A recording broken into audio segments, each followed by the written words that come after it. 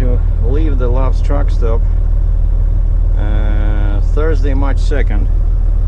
Picked up my paperwork, so I walked over there, took the golf cart ride to the office, and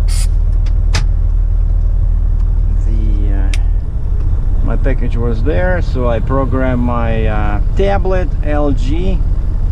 The next stop was 130 miles away, 238 kilometers. That's Jacksonville South, TA, where I met my YouTube fan. Load is secure. Check the engine, everything's good. I think I can leave.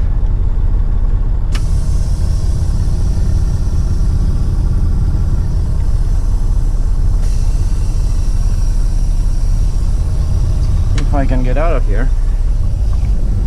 Let's check the brakes. The brakes are working.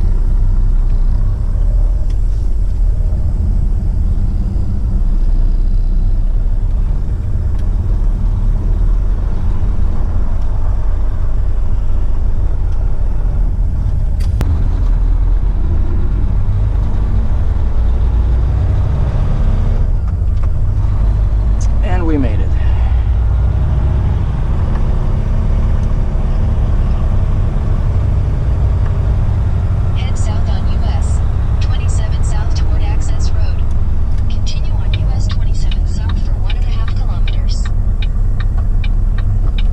Yeah, I liked one comment to my last video.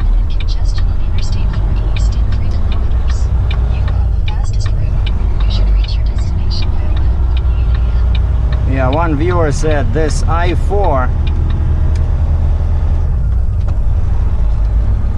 going through Orlando is called Death Highway. Oh boy. I really look forward to navigating those dangerous lanes now with the oversized load.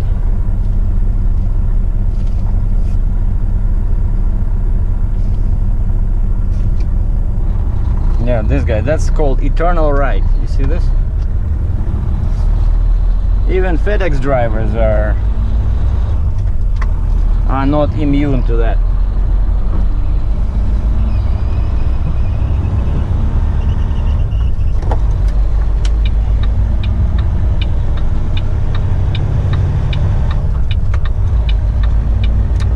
On the left, that's the staging area. On this grass, that's where you wait. So it's real close to the Love's truck stop. And that's where security is. That's where the golf carts come in. Actually, you can see one, but it's pretty far. Leaving right now, so you can take 5 guys actually, not 6. My bad. But 6 total, 5 plus the driver. Maximum speed is about, the guy we were guesstimating, he says probably 18 miles per hour of that car. So it was fun. And I see as soon as I turn onto I-4, it's all red. So it's gonna be stop traffic over there. And in case you're wondering what that button does, that's my exhaust brake. Because I don't have disc brakes on this vehicle. Exhaust brakes help to stop faster, and also they save wear and tear on the equipment. And why I have to turn it off is because with the exhaust brake on, it'll be almost impossible to upshift. Because as soon as I release the throttle, trying to go into next gear, the brake will apply and the truck will slow down.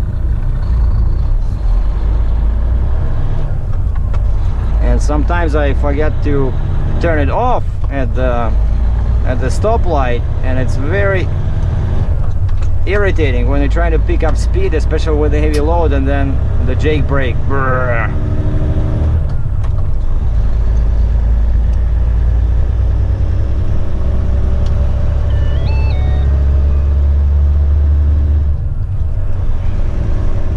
Okay, so according to my what I'm doing in the left lane, because I looked ahead to which lane I'm turning from, and my GPS says turn left, so of course that cannot be from the right lane.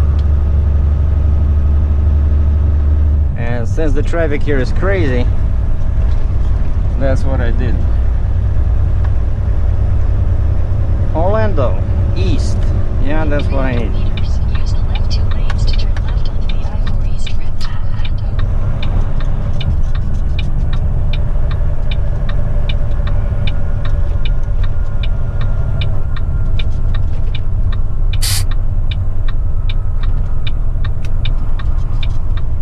And I keep forgetting. I want to ask. Use the left 2 lanes to turn left onto the I-4 East ramp. I want to ask the Kenworth guy, how many positions, like the sales guy from Kenworth, how many positions they have on their exhaust brakes? Because they're really missing position 1. What I had on my International had 3 positions: 1 light, 2 medium, and 3 strong. Like this one only has 2 and 3. There's no light, because even position 2, which is like 1 here, because there's only 2 positions, right? 1, 2. See? But even 1 here, it's as strong as 2 on the International, which sometimes is a pain because I don't want to brake that much. So it's really a good thing to have an exhaust brake that has at least 3 positions. I know some trucks have as much as 5, but I never drove such trucks. And once again, the tablet was right, because the traffic is barely moving over here.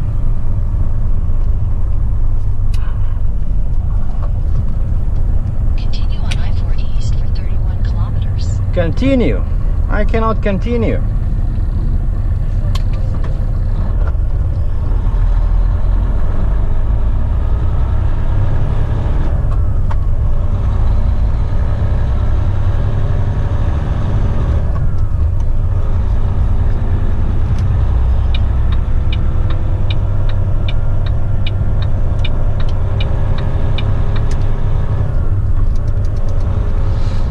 Truck behind me gave me a room to merge.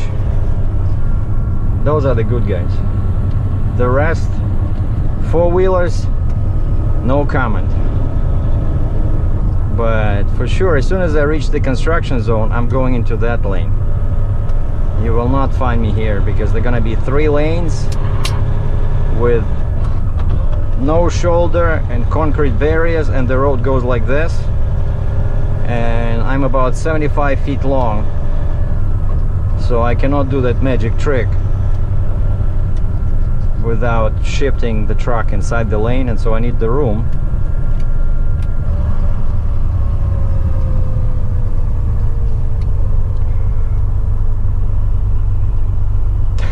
So all red, so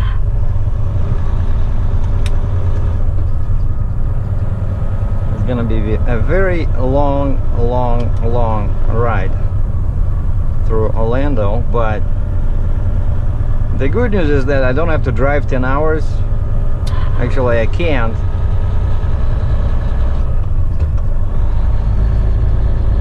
because I'm oversized, so I can only drive till sunset. So I'll probably make it to Georgia and then go inside Georgia for a couple 100 miles. You know, I was checking statistics the other day. How many people live in Florida? Turns out almost 19 million people. 19 million. That's why you have this. What they should do is they should tow a couple of icebergs in here to drop the temperature. I think half of these people will leave right away. I don't understand how Trump cannot figure this out. Couple of icebergs, that's all you need. on a comparison note, Canada used to, when I immigrated to Canada in 97, it had 28 million people. The entire country, which is actually bigger than US, you know, in terms of territory, had only 28 million people. So I did a Google search, you know, with my voice command. Population of Canada. It says right now it's at 35 million. That's the whole country. You know, like north of US, like I said, a huge territory, but most people just live near the border with the states. So 35 million, the whole Canada, whereas Florida has 18. So probably two states, let's say Florida and Georgia, the population will be similar to the whole of Canada. And that's what makes it difficult for guys like me make a living, because there's no freight up there. All the freight is between US and Canada and inside US. Don't get me started on these visas and NAFTAs. And that's why I'm doing these loan deadheads, because they don't allow Canadian truckers to move freight inside US, right? So I delivered mine to North Charleston, South Carolina, and if I was American, I could have found a load going here, maybe, but instead I had to deadhead and pay for fuel. Well, at least on, you know, my truck is very clean, like the exhaust, so I did not put any shit in the air, almost. But still, you know, if I'm driving already, I'm using your roads, why not letting me move some freight in the direction where I'm going? Like, I'm not saying I want to go all over the place, but at least this case where I have to deadhead anyway, you know. But no, the roads do not allow it.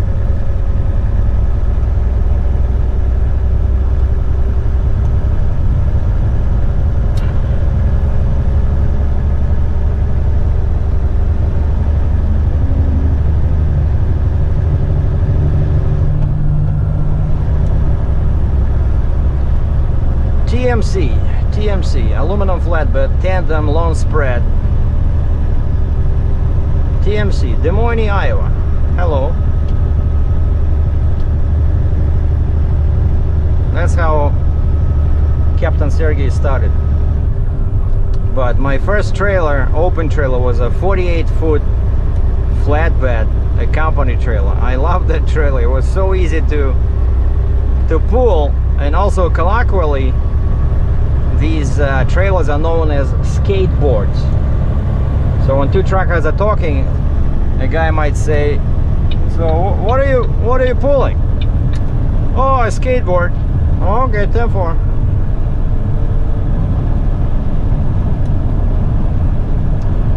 All right, so this is it. Now there's a big bypass over here, so I'm going in the middle lane. Yeah, you see there's congestion in 8 kilometers. That's it. I'm sticking to this lane like I'm glued to it. I'm not moving my butt for anybody. And I'm in another jam. Still southwest part of Orlando, very far from downtown. I don't know, it'll probably take me at least an hour to get through the city.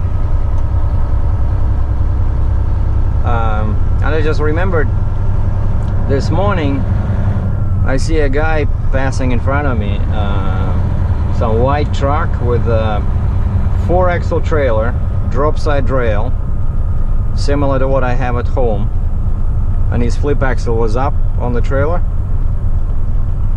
And I see that he was looking, there were a couple of empty spots early in the morning next to my truck on my right, and this guy starts backing, and then I see it's a Kenworth T800. Okay, huge tires in the front, so I'm guessing, sorry, 20,000 pound axle, 425 tires, pusher, everything, it's the way it should be. And then he went inside the truck stop, and I came out and I look at the truck, and it's a wide hood Kenworth. Like, what are the odds, you know? So I took this pic. Here it is. Looks good, doesn't it? And I wanted to ask the guy about the advantages and disadvantages of this monster hood, but I went inside the truck stop, and by the time I came back, he was gone. And later I saw him in the lineup to the gatehouse as I was riding on a golf cart to get my papers. I saw the truck. It looked, I don't know, it looked great, but in my spec I canceled that wide hood because I thought it was just too much, you know, extra weight, extra cost. And also when you empty and you can, you know, drive faster without jeopardizing your fuel mileage, that wide hood, I'm guessing it would cost you a few points on your fuel mileage report. And also in cold weather, one guy left a comment, I think it's a valid one, that in cold weather, especially up there in Canada, with a huge hood, with a huge radiator like this, you can, you know, overcool the engine. You'll have to use a winter front all the time. So for all these reasons, I took it out of the spec.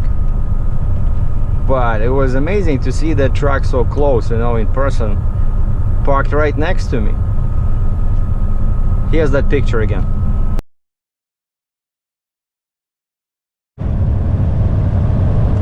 Here we go. The sign on the left says road work next 22 miles. And there's all kinds of attractions straight ahead on the left side of the highway. This is Kirkman Road exit. I have no idea what that is, but I think, oh, they're still building it. In 600 meters, use the middle 2 lanes to stay on I-4 East. Yes, ma'am.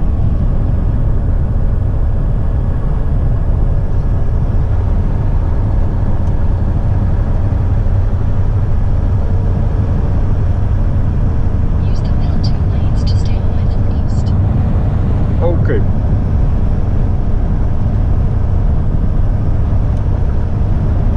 The weather today was, I checked Toronto, Ontario, was like -5 Celsius, which is what, 20 F probably? 22. Keep right to stay on I-4 East. Over here it's almost 80. Well, it was over 82, now it's 24 Celsius. Okay, yeah, you see how, East for 3 kilometers. that's what I was talking about. Now the road starts, see the sign shows like this, the lanes are very narrow, and they keep going like this. This is, but now I see that people are afraid to pass me, like everybody's holding off in the left lane. Yeah, you see this sign? I hate this sign. This means that all the lanes go like this. It's very hard to drive with a big trailer.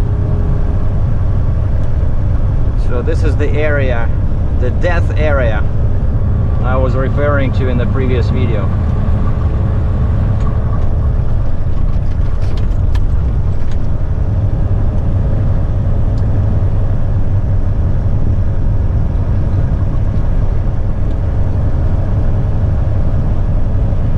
And a friend of mine told me that soon a lot of roads in Florida will be toll highways. Toll highways. You'll have to pay to use them. There's a couple of them over here around Orlando, but of course I bypassed them. And now I look at my permit. My permit said, no, stay on I-4 to I-95. Basically, I'm going back the same way I came in here. I-4 to I-95 to I-26 in South Carolina, and then north on 77. In 600 meters, keep left to stay on I-4 East. Yeah, this is I-4 now, right?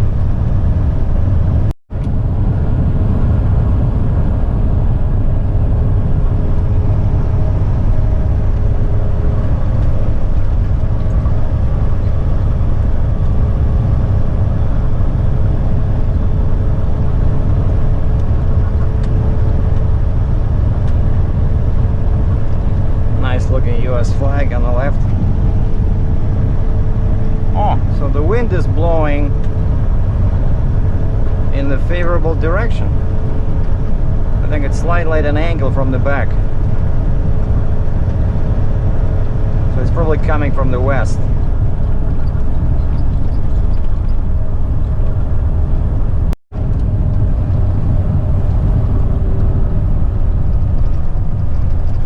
This looks like downtown, and of course there's a jam.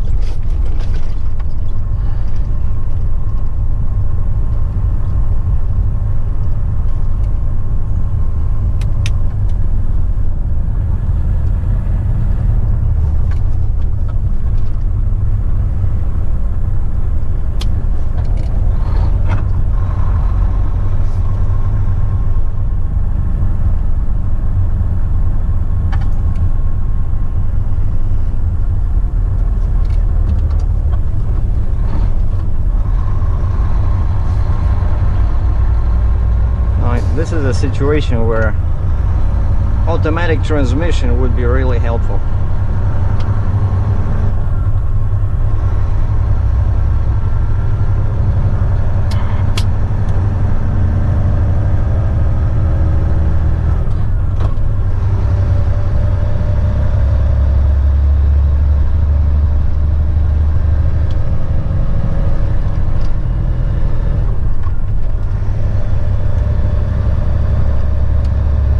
Exit 83A, Amelia Street.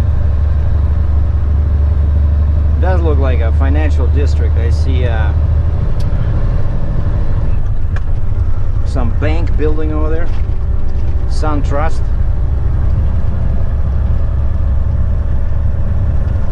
Oh, another one of my favorite signs.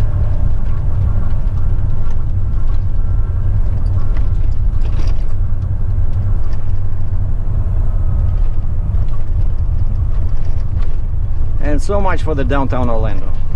This is the rest area where I spend the night before the pickup. That's where I think construction starts. But it's still going on in here. Yeah, we're sitting right next to the excavator over there. Very noisy.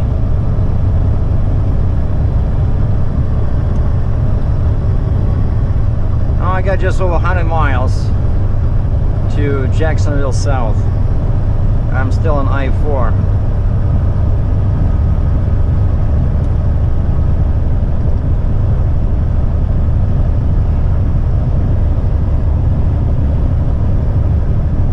And I'm getting close to I-95. Lake Mary, 3 miles. I didn't hear what it was. No, I didn't say anything. Daytona Beach, 42 miles. Okay, I think it's over. I mean the construction.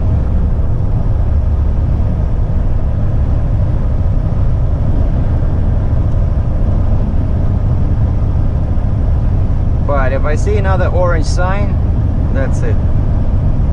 Swinging right back. Okay, I see one up ahead. What does it say?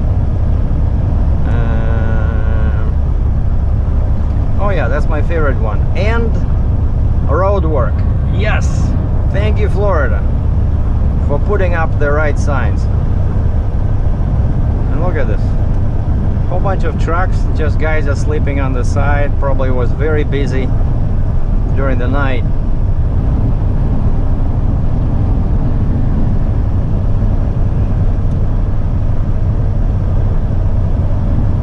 Where are you going? Jesus, stay straight. I'm talking to the Cold Stream guy.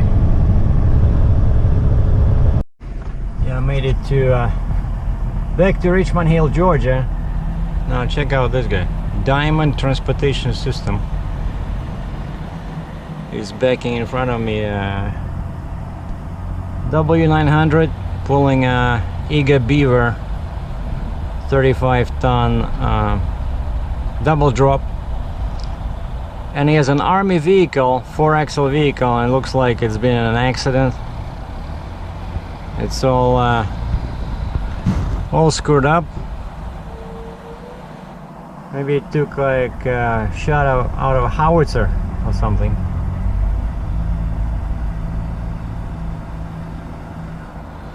Anyway, so I'm done for the day. Didn't go too far, but there's no rush because it's one of this vehicle. It's you know, I have to follow the export rules, right? So it's one of those 72-hour notification things. And I have to stop on the US side at the export office at the bridge. And this happened to me before when I had to sit there over the weekend because I was late. I came on Friday and they close at 4. So I know basically they're closed on the weekend. So there's no rush. And the only thing I gotta do now is go through Virginia before Sunday, because Virginia does not allow driving on Sunday, and then probably end up in Harbor Creek, Pennsylvania, because there's no driving in New York on Sunday either, I think, or after like 12 o'clock on Saturday. So I'm gonna shut down in Harbor Creek, PA, just a couple of hours from the border in Buffalo, and cover that Monday morning. And then this thing goes to a suburb of Toronto, Ontario, Canada. So, and that's why I only did so many miles today. Went through a couple of scales. They look at my permit. Have a good day. No problems. Everybody's happy. I'm real glad that this is not one of those much bigger 740s, or there's a 735 cat. So this one is only 725, very small. Just a couple of inches on both sides over, not too heavy, right? So I like this one. I would prefer if it was on my trailer. That way I could make a bit more money, but you know, no load is perfect. So I guess this is it. Thanks for watching. Be good.